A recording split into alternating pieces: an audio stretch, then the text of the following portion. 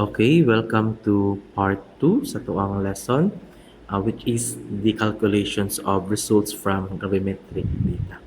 So here class, mag-calculate na ta gikan sa mga data na atong gikuha sa tuang experiments, no? So let's start. First, let's analyze this problem. Here class, the calcium in a 200 ml sample of a natural water was determined by precipitating the cation as Ca2O4. The precipitate was then filtered, washed, and ignited in a crucible with an empty mass of 26.6002 grams. The mass of the crucible plus the calcium oxide, it has a molecular mass nga 56.077 grams per mole and was 26.734 grams. Now what is asked? Calculate the concentration of calcium in water in units of grams per 100 ml of the water. No? So, sa daw class, we have a 200 ml water sample. And we're trying to find out how much calcium it contains. No? The calcium, it says here class that the calcium was precipitated as calcium oxalate. No? Then, it was filtered, washed, and ignited in a crucible. Then, when we ignite the calcium oxalate class, it decomposes to form calcium oxide, and which is stable and easy to weigh. That's why, gikan ana, we can now calculate the concentration of calcium in water in units of grams per 100 ml of water. So how will we do that class? Mag-add sa buong isa ka. Okay.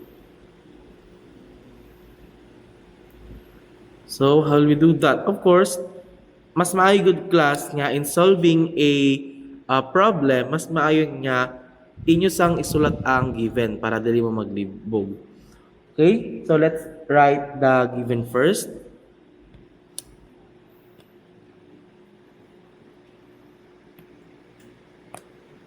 Okay.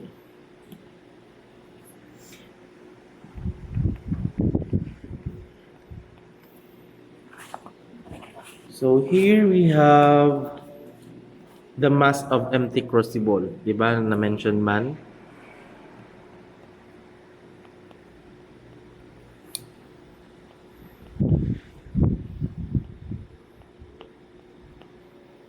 Which is pila man?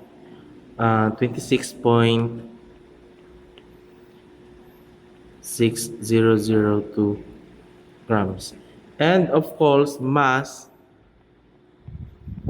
of crucible plus ang atoang calcium oxide. So we have 26.7134 grams. Next, molar mass ni calcium oxide, which is we have 56.077 grams per mole, and the molar mass of calcium we have 40.078 grams per mole. Okay. First thing first class, again, we are asked to calculate the concentration of Ca in grams per 100 ml of water. Now first, we will find the mass of calcium oxide nga na form. How will we do that? Ako sana yung pag-gamit yung class ha.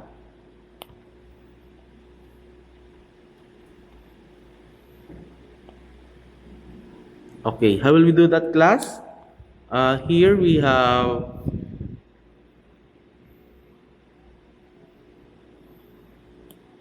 So this is the first step nga inyong buhaton ha.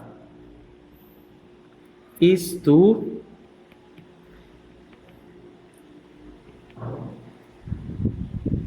find the mass ni calcium oxide nga na formed.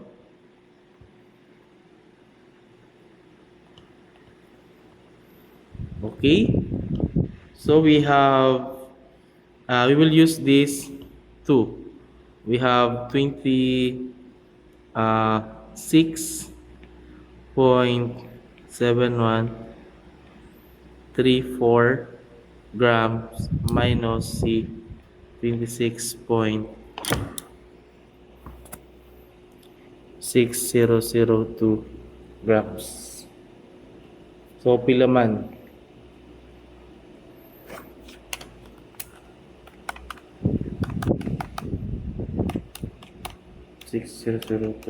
Okay, naatay 0.1132 grams of calcium oxide.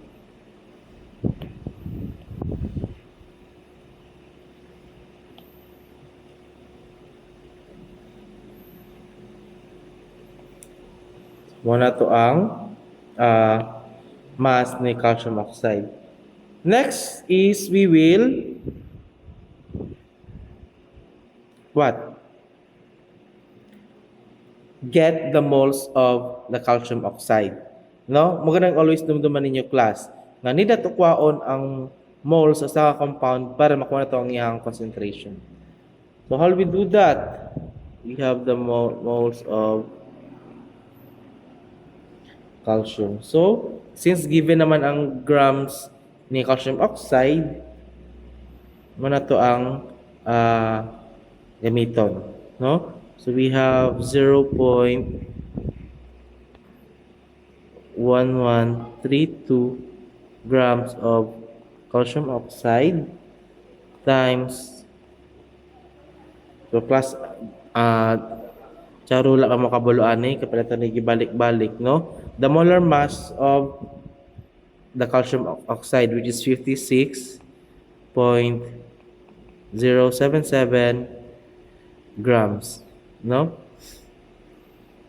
Times, since si calcium man ato ang kuhaan class, and ang ratio din niya is we have 1 mole of calcium oxide per 1 mole of calcium. So we have here, para makancel out sa baba, we have 1 mole of calcium oxide, then 1 mole of calcium, no? So cancel, makancel pod ni. The moles of calcium will be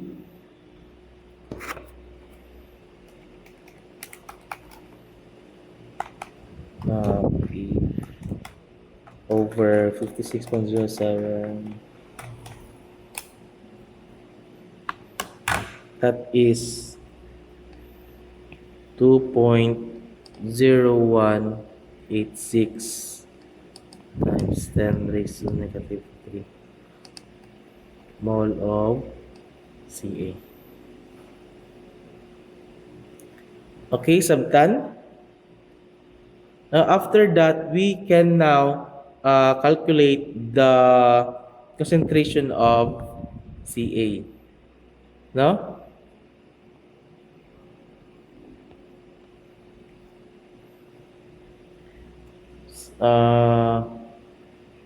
So here we have 2.0186 times 10 raised to negative 3 mole of Ca times, para makancel out si mole din ni a class, we will multiply it by the siyang molar mass ni calcium, which is we have 40.078 grams per mole of Ca. So you can see, makancel ni siya. Makancel po siya din niya. Divided by, sa to ang sample na dayon nga given, We have here kani 200 sample of a natural water. Okay, so mo itong i-divide na 0 ml. No? And we will multiply it sa 100.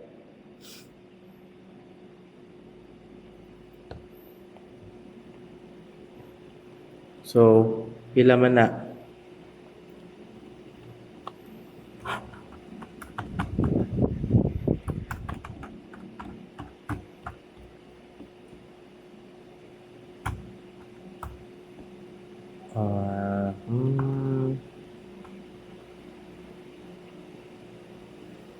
Okay, so that is 0.04045 grams. Remember our unit? Grams per 100 ml sample. That's why we have grams per 100 ml sample. No? So that will be our final answer.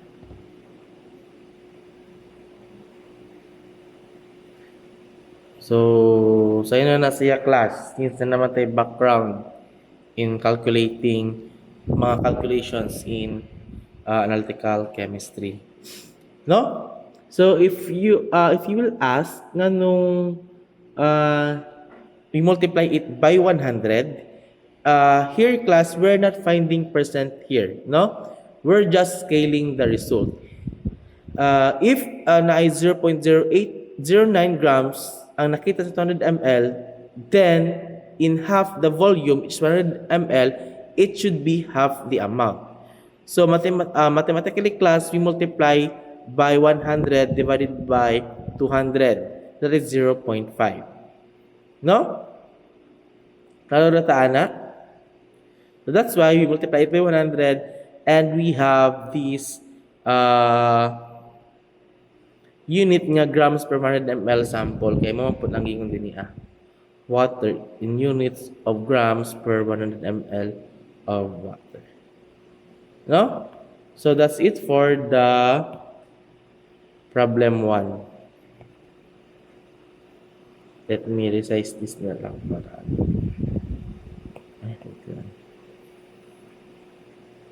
klaro.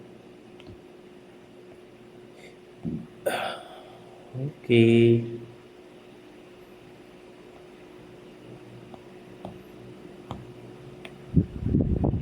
Also, it's 1.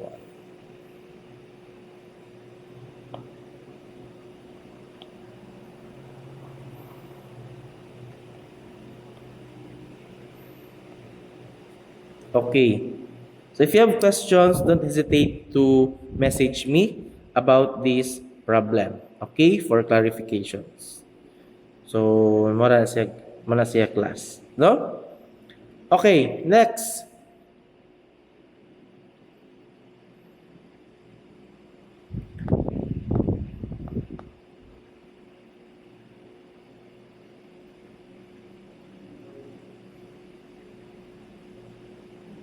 Okay. So, for problem 2, an iron ore was analyzed by dissolving a 1.1324 gram sample in concentrated HCl. The resulting solution was diluted with water and the iron 3 was precipitated as the hydrous oxide by the addition of NH3. After filtration and washing, the residue was ignited at high temperature to give 0.5394 grams of pure Fe2O3. Now calculate first the percentage of iron and the percentage of Fe3O4 in the sample. So let's add another blank here. Unsa daw class? So an ore or an metal class was analyzed, no? By dissolving a 1.113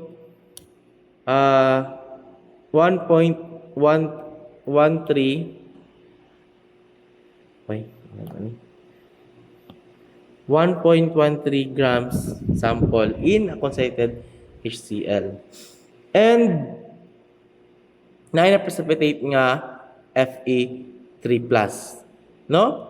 As the hydrous oxide FeOH3 by adding sa NH3. Okay. First thing first class, dapat atong makita ang kaning chemical transformation para makita nato kung asa nagikan nato ang mass. So during precipitation class, first nag-precipitate man ta before ignite, no?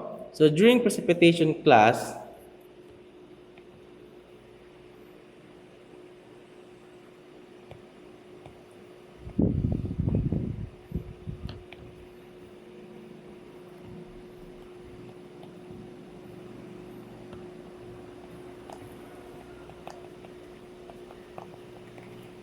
nahitabo nga formation of hydrous oxide. And it has a chemical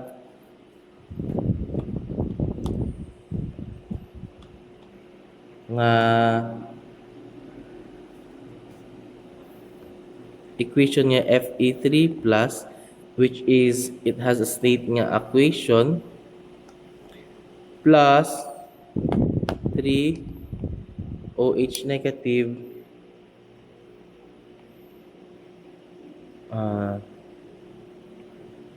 2 Fe OH. Okay, wait. Which is a solid na.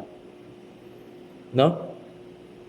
Now, in this step class, our ion sample or Fe3 plus ions from the dissolved ore reacts with hydroxide ions to form a solid precipitate of FeOH3. No? So, kani siya. Or known as ferric hydroxide. So gamit ta og NH3 solution as our source of OH because take note that when ammonia reacts with water, it produces hydroxide ions. No? So it looks like this class. Again, when ammonia reacts with water, it has this chemical equation nga NH3 plus the H2O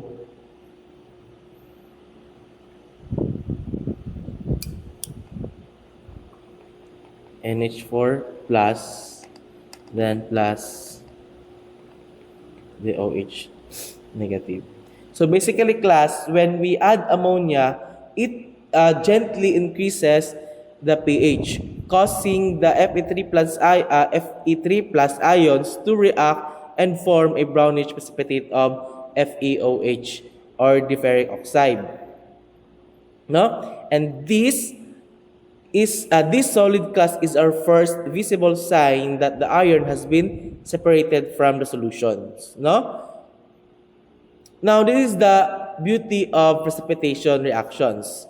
We convert a soluble analyte, which is ang Fe3+, into insoluble solid, no? Which is ang FeOH3, that we can later filter, wash, and weigh in another stable form. Okay? Now, this is for the precipitation. After this class, nag-undergo naman po og kaning ignite. So after we filter, after the filtration and drying, we will now go to heat or ignite the FeOH3 precipitate. no? And this heating process class removes the water. That's why we call it dehydration. And what remains is iron 3 plus na lang, iron 3 plus oxide na lang ang mabilin. Okay? So this is for the precipitation. Then for ignition, we have or the dehydration to form Fe2O3. No? So here class, you have 2 FeOH3, which is a solid. Then it will undergo heating, and you have now this one Fe2O3 nga solid plus 3H2O nga gases. Okay. So, FeOH3 class is now converted to Fe2O3, which is stable compound that won't easily decompose further at a normal ignition temperatures. Mauni ang compound na atong ginatimbang sa gravimetric analysis. Okay? So, think of this like one class. Diba? In drying up a clay sa pottery, no? Di ba at first, kung magbuhat ka og kanang pot using a clay, kay ano siya, kaning basa-basa, no? So, we will drive off the moisture or the H2O so that what's left is a solid na lang niya or a durable material. So, this is the same principle. We remove volatile components such as H2O to get a stable solid nga Fe2O3. Okay? Okay. Now let's try to solve.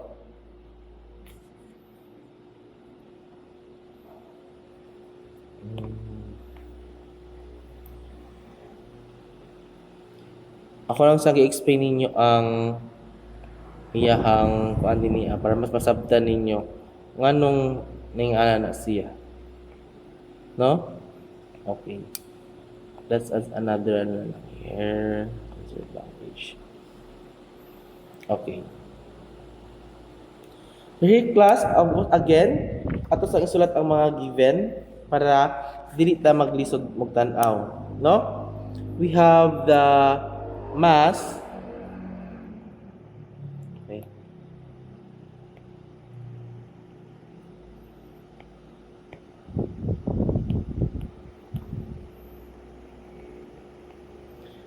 Of sample, and that is 1.1324 grams. And ang mass pod ni Fe2O3 nga na form,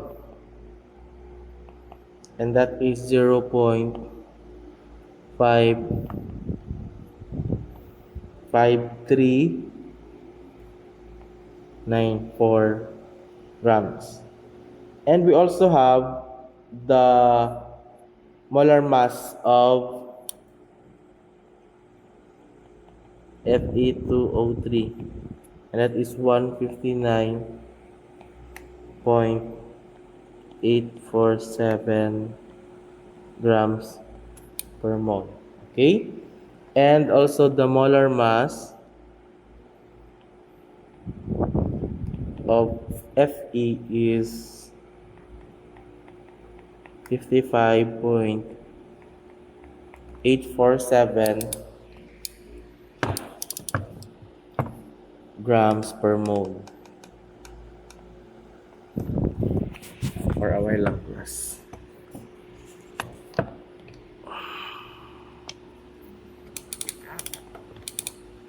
Okay. Now, of course, since the letter B here atong ginapakita is also the percentage ni Fe3O4. That's why need magnet pa ta sa iyahang molar mass,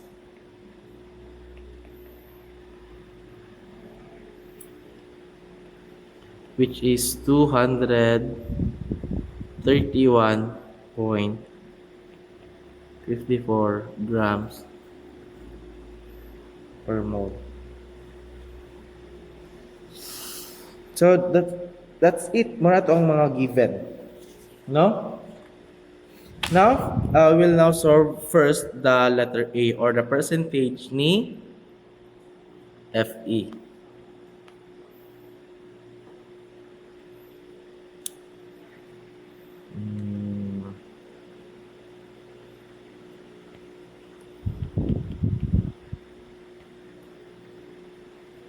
Which is we convert the Fe to O3 mass to moles. No? So, tali na siya kayo class is given man ang grams ni Fe2O3. So, pila gani? That is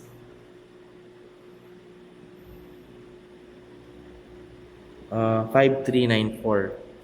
So, kani siya. We have 0.5394 grams of Fe2O3 times the molar mass of Fe2O3, which is 159.847 grams of Fe2O3 to 1 mole of Fe2O3. So, pila man? Pag-solve po mo class para makasabay mo.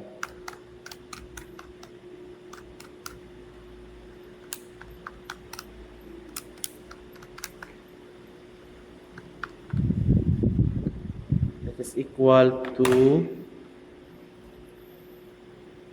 3.3778 times 10 raised to negative 3 moles of Fe2O3. Okay, are we done? Not yet. Kay percentage man gipangita. Therefore, ato na dayon pangitaon ang grams ni Fe. Okay?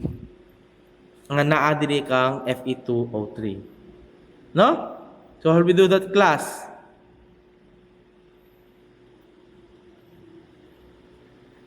Convert moles of Fe to grams of Fe. Now we have the moles of Fe2 plus. We have 3.3778 times 10 raised to negative 3 moles of Fe2O3 times 1 mole, no? So magamit na diri og moles to moles nga ratio, no? But first we have 1 mole of Fe2O3. Then ang moles dayon ni Fe, which is pila man? We have 2 moles of Fe. Then convert this into grams para makuha nato ang grams ni Fe. We have 1 mole of Fe, then the molar mass of Fe, which is 55.847 grams of Fe. And that is equal to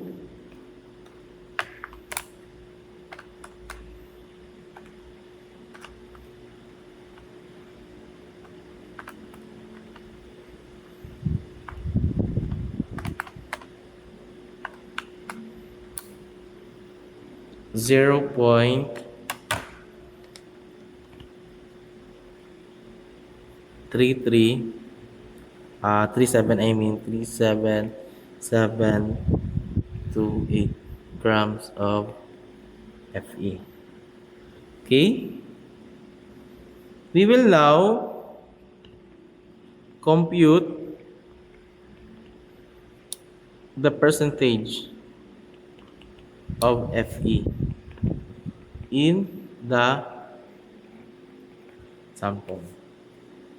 So, this is the easy one. We have percent of Fe is equal to 0.37728 grams per pila to? We have 1.1324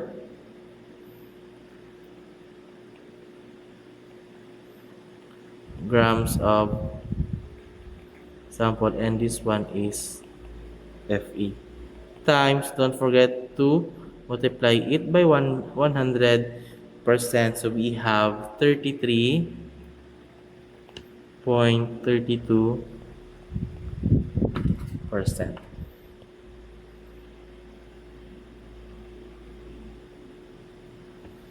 Okay.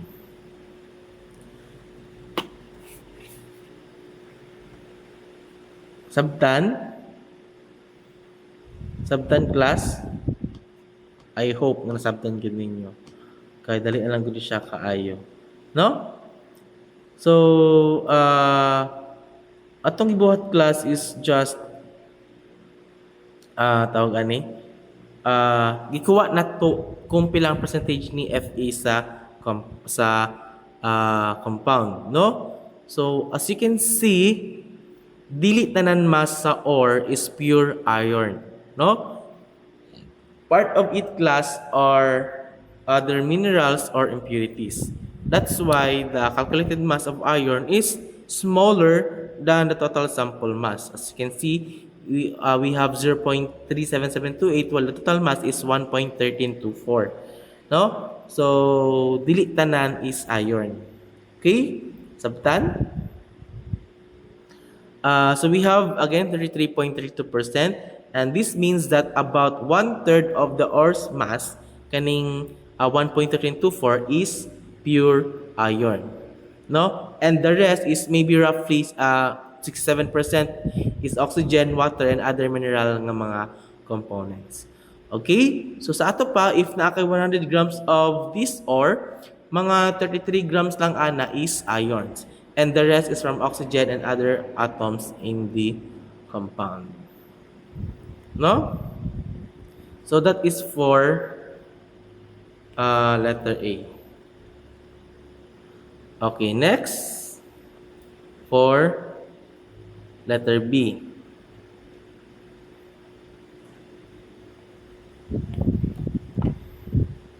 We will now get the percentage ni Fe3O4. Now let's decall class this balance equation sa Fe2O3. Kanang equation class, we have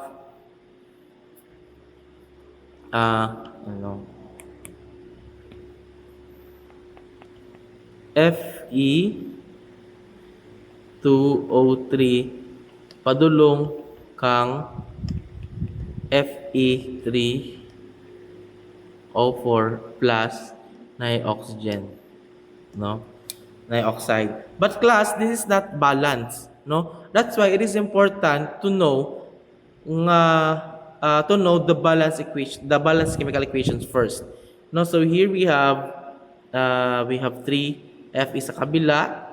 So that's why we will put 3 here, and here nahimo siyang 3 times 2, we have 6. That's why magbutang-putag 2 din niya para 6 pud si Fe. And same with oxygen, no? Dili balance but na may oxide din niya, so we will do let's put a 1/2 there, no? So i-recall lang ninyo ang inyong Chem 16 class. Okay? So this means that ang pasabot ani class is we have 3 moles of Fe2O3 that are equivalent to 2 moles of Fe3O4 while releasing oxygen gas.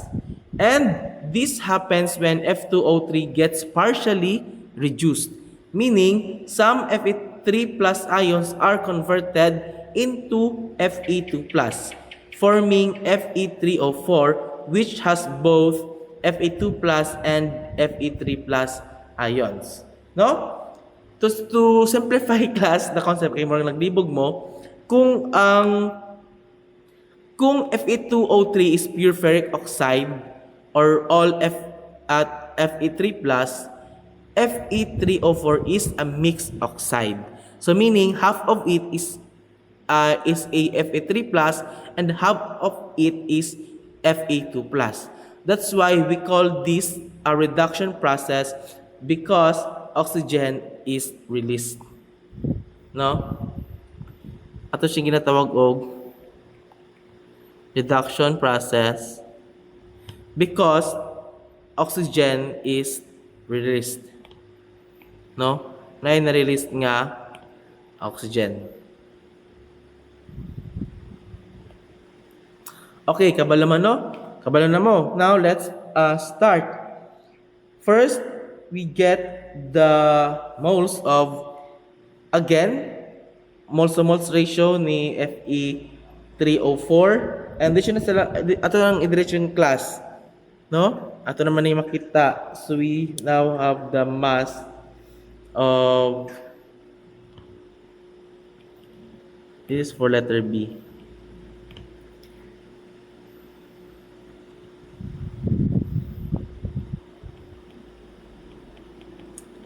Fe3O4. So, let's calculate the mass of Fe3O4. That is equals to 3. Of course, ato gamiton ang moles ni Fe2O3 which is 3.3778 times 10 raised to negative 3 moles of Fe2O3. Next, we have, we will multiply it sa iyahang moles. No? So we have, pila man ang moles ni Fe2O3 here? We have this one. So we have 3 moles of Fe2O3. And, of course, since si Fe3O4 man ito ang need, grams niya, so we will now magamit akan na katong moles to moles ratio, no? Therefore, ang moles ni Fe3O4 is 2. So we will now put 2 here, 2 moles of Fe3O4. No? And now we will multiply it sa iyahang molar mass, which is 231.54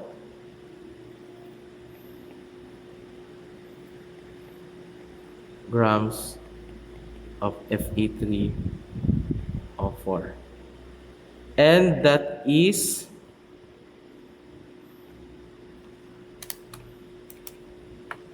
0.77. Okay.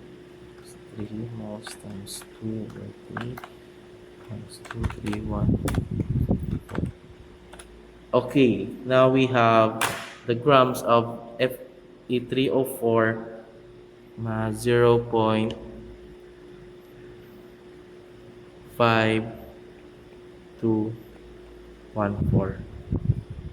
grams of Fe3O4.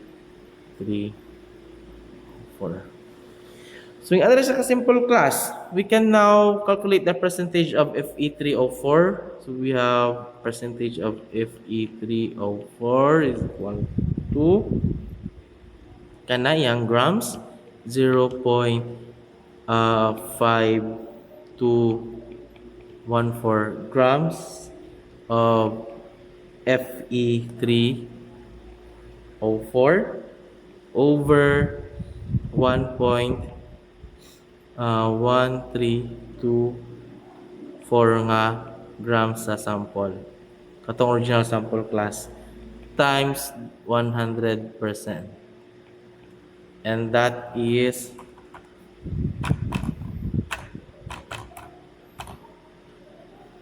3.4 times 100. We have 46.04%.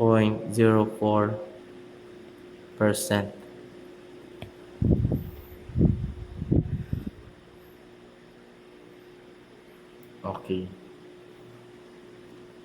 No? So that's it. Sa'yo na siya kayo class. No? This results class tells us that if all the iron in the ore exists as magnetite, then we have 46.04% of the ore's total mass would be that compound. No, a while ago, ato manggiingon kay 33.3% ang iron. Now, we expressed as Fe3O4, the percent is higher. Why? Because Fe3O4 includes the oxygen atoms combined with iron. That's why we always clarify what form of compound the percentage refers to. No, dili pwede nga 46 of what kinsa man. No? So, that's it. Again, if gawonder mo, nagikan class, kani sila, gikan na siya sa balancing chemical equations. No? I just want to clarify that. Iba si nalimtanan ninyo. Okay? So that's it. Now, this is how gravimetric analysis allows us to express composition in different equivalent forms, whether as iron, Fe, or Fe2O3, or even sa Fe3O4. No? So, I hope nasabtan na ninyo class. If dili, balik ka ang video para ma-rewatch ninyo. And also, if dili gyapon enough, pangita mo glain sa YouTube para mas masabtan pa ninyo. Okay, this is part of your long exam. Okay? So, that's it. So, muna sila class. Muna ang akong gibuhat. No? Yan na. Okay, for the problem 3, I think this will be the last problem. Okay. For problem 3 solution class,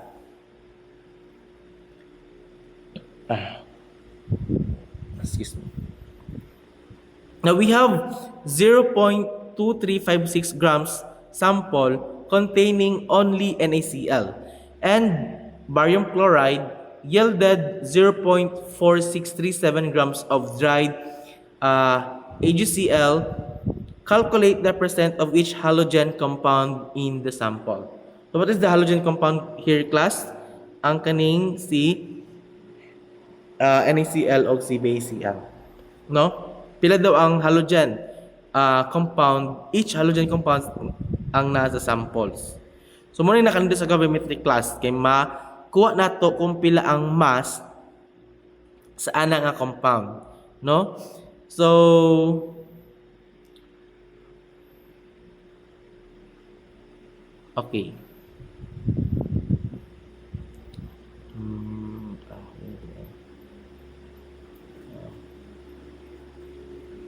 Kung sa ganito na ako,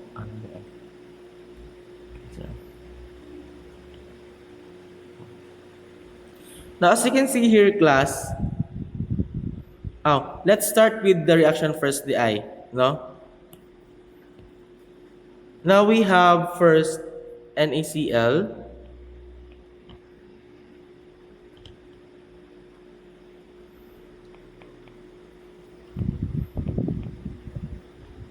which is an aqueous solution, plus AgNO3. It formed AgCl plus NaN ah, NaNO3. This is solid. No? And for barium chloride, we have BCl2, which is an aqueous solution, plus 2 AgNO3. Formed 2 AgCl plus BaNO3. Okay. Now, as you can see here, class, both salts produce AgCl when treated with AgNO3. No? Both nag-produce og AgCl. But take note, 1 mole of NaCl is equivalent to 1 mole of AgCl, while 1 mole of barium chloride is equivalent to 2 moles of AgCl. No? Importante, again class, this is important para sa stoichiometry nato. Okay?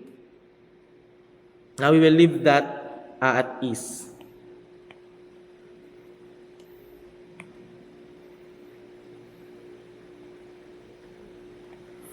Okay. Now since ang sa toong question man good class, dili given ang grams nila. Total lang, no? We have the total grams ana nga duha nga 0.2356 grams containing only NaCl and also BaCl. So muna siya class. That's why maglet ta dinhi no? Kaya ang pangutana, ang question is calculate the percent of each halogen compound in the sample. Now, how will we do that if watakabulo siyang grams? No? So maglet x ta dinhi Okay, this is just a basic math. So let first x is the mass of NaCl in grams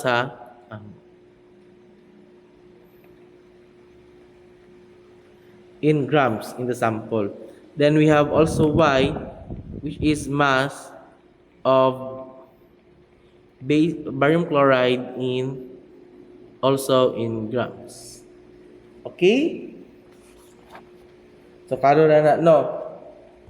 So we have now this equation nga x plus y is equal to itong total kani which is 0.2356 grams of a sample. Okay. Now, we will first calculate the amount of AgCl nga naa kang NaCl. And how will we do that?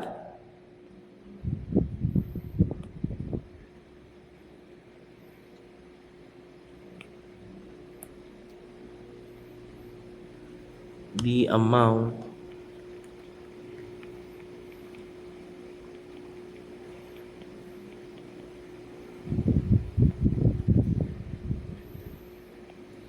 of course, again, let x ang grams ni NaCl, grams of NaCl times normal gyapon class.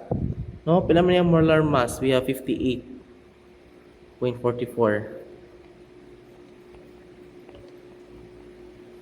grams of NaCl.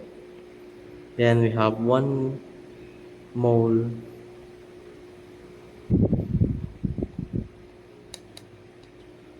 of NaCl. No? Then Moles to moles ratio na, we have, okay, wait. 1 mole of AgCl, no, sorry.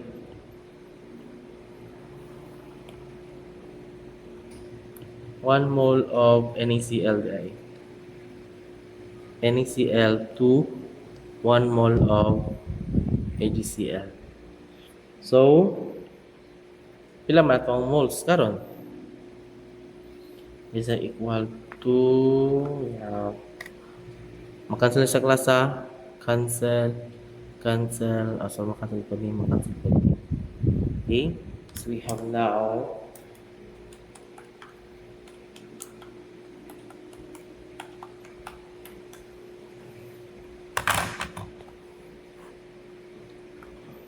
0.017111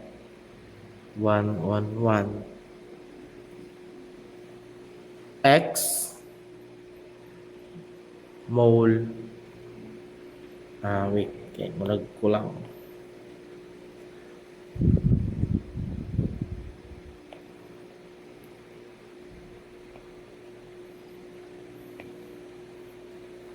of AgCl. No, I'm kalimti sa X class ha. Kaya i-let X na to na siya. Okay, then after that, makuha na to kung pilang ihang grams. No? We can now calculate the mass of NaCl. AgCl, gikan kang NaCl. So, pila man? We have 0.017111 x mole of AgCl times, para ma-cancel out, we will divide it to 1 mole of AgCl, and the molar mass 143.32 grams of AgCl, and that is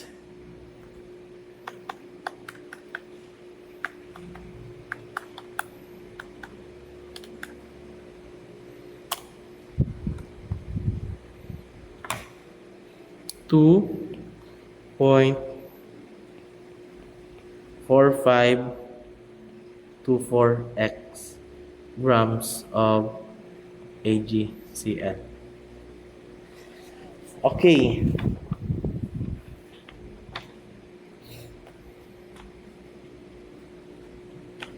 Now, we will now nakuha na to ang mass ng AgCl kang gikan sa kaning NaCl, no? After that, ato na pud kuwaon kang ano na pud ta, kang BaCl2.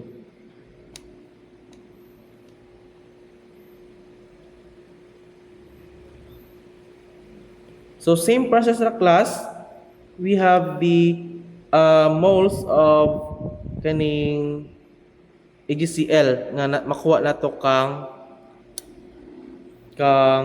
barium chloride BaCl2, no? So we have the amount of AgCl from BaCl2. So that is y na pa itong gamiton class, kay we let y, naglet y man ta, barium chloride times, pila may ihang molar mass, 208.23 grams of BaCl2, then 1 mole of BaCl2, no? Times, remember, sa AgCl ito ang ginakuha. So, dili na class. Kung 1:1 lang, dali namang good. Pero kung kumalipat mang good mo, we have 2 moles of AgCl. Muna kumalipat mo ana, marong jud mo. No, so here we have 1 mole of BaCl. Cl2, ang numerator will be 2 moles of AgCl. No?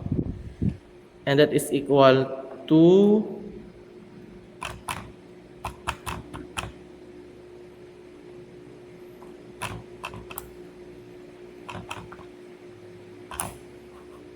we have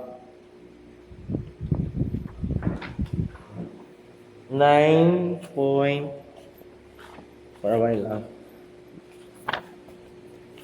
9.605 times 10 raised to negative 3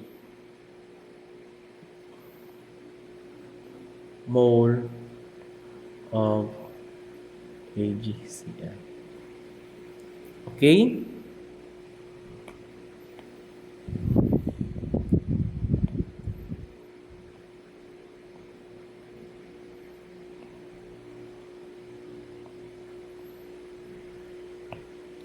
Okay.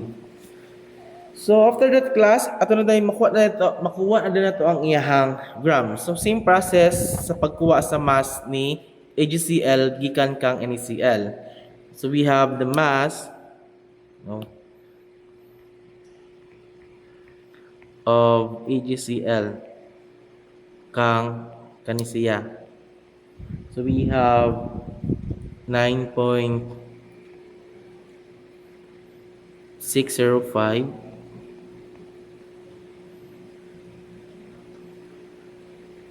times 10 raised to negative 3. Y grams of mole, times 1 mole of AgCl. Then iyahang molar mass dayon, which is 143.32 grams of AgCl. No? And that is equal to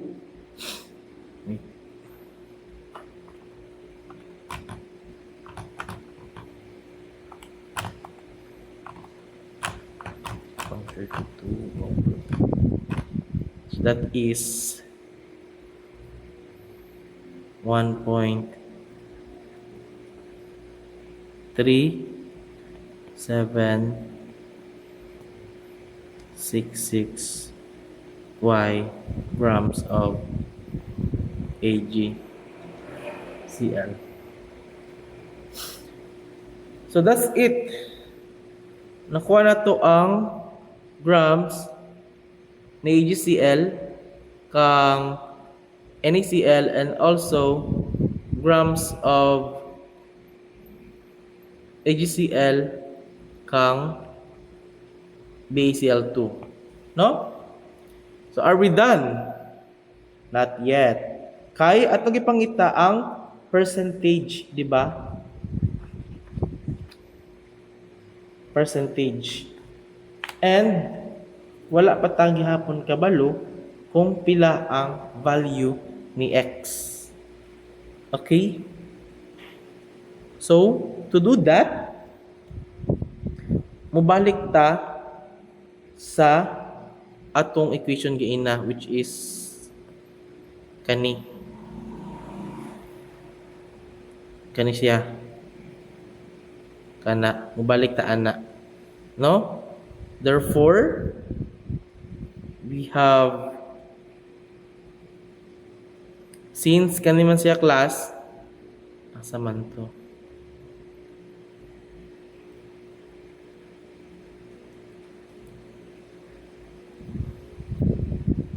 kani, since the 46737 mass of HCl comes from the two compounds, we can write ing ani. So balik po sa equation kay na nga 2.4524 grams of AgCl plus si 1.43 0.3766 grams of AgCl, and kana siya class, we have a total of 0.4637 grams of HLCl. No? Nahiwi na. Okay. But to simplify kana siya class,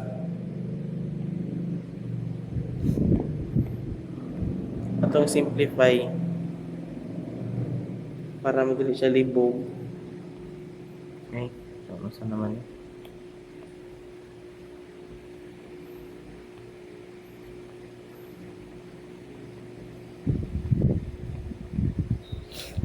We have 2.4524x plus 1.3766 y is equal to 0.4637. No? Okay. Now, ang katong first equation class, it can be also rewritten as y is equal to 0.2356 minus x. Di ba? Ipabalik ta ani.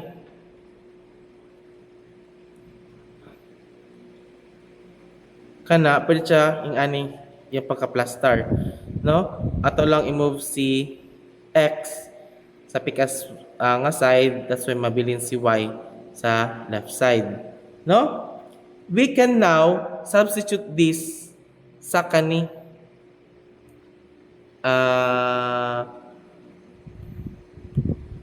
okay.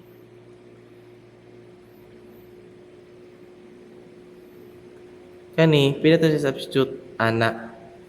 No? Sakto ko or dili? Okay, let's try substitute. So we have 2.4524x plus. Again, para makuha na to ang value ni x diri class. X plus kaning asa man ni 1 ay ana na 1.3766 naligay ko.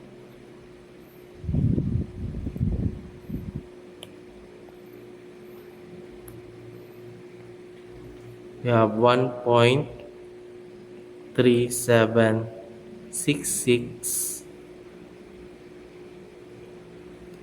times kaning y, since y is equal to kaniman, ato sa substitute ani nga y. Therefore, kana is may mong don't forget sakto ay 0.2356 minus x equals to kani 0.04637. Okay?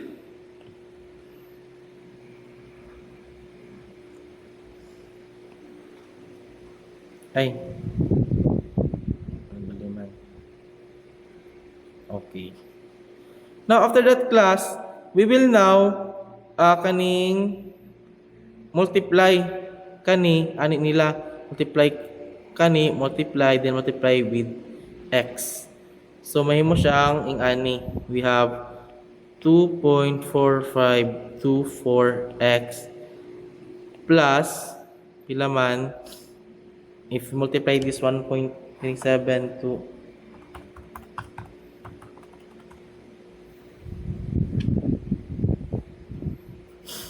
inyo na lang diretsyon class, mataas na mga tuwang time.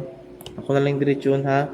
So basta if after na nahimo ng og 4524x plus nahimo siyang ani negative 1.3766 equals to 0.4637. No? So, yung ana, minus sa inyo nakuha sa pag-times ani nilang duwa kay give. Ibalik naman na sa class, mo nang nahimong negative siya. And that is 0.324324696.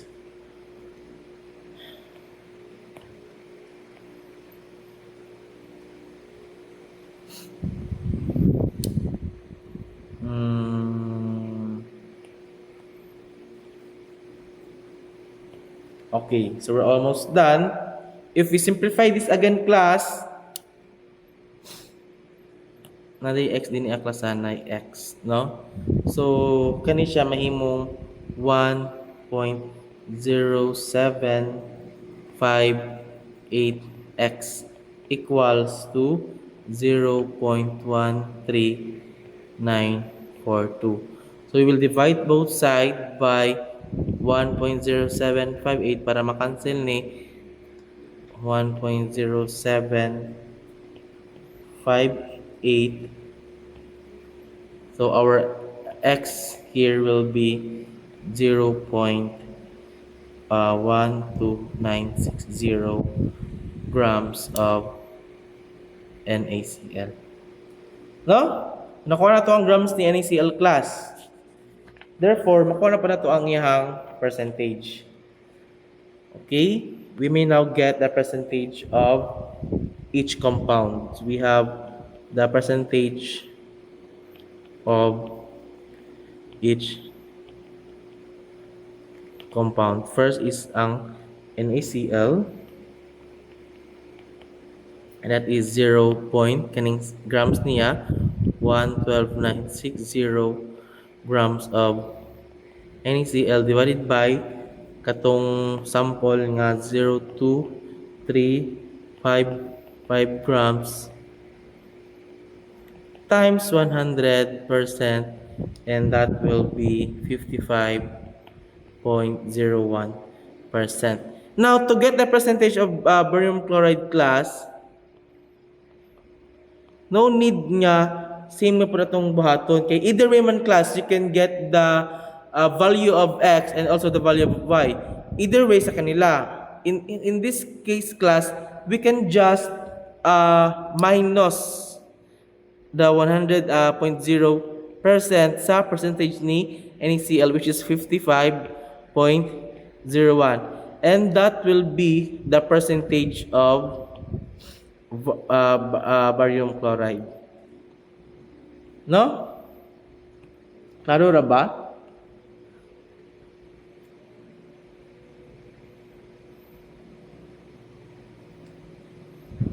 We just multiply it. Diba? So that's it. Tingnan na siya kasayon. No?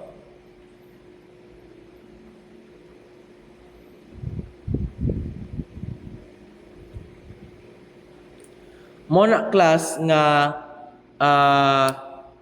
we always tawag ani start with the balance equation. Kay it gives us the relationship man between the reactants and the products. Kay kung dili ta magtan-aw sa ilang mga molar ratio ug molar mass, masayop gyud ta sa calculations. No? Masayop jud ta. Kay again, kung magtan-aw ta sa gravimetric analysis, class, ang molar ratio ug molar mass ang pinaka-importante nga factors. No? So, congratulations kay niabot ka aning point. No? In this case, class, since 1 hour naman ta, ako na lang ipa-reading assignment ninyo ang following kaning slide. Kaning applications of gravimetric methods. No, so gamay ra na siya, just search or use and ChatGPT kung unsa ni sila. Okay? Para mas dali ninyong masabtan, no? So, if you have questions, message me sa GC para dili matabunan or para makita mo dayon. And thank you for listening. That's all. Bye-bye.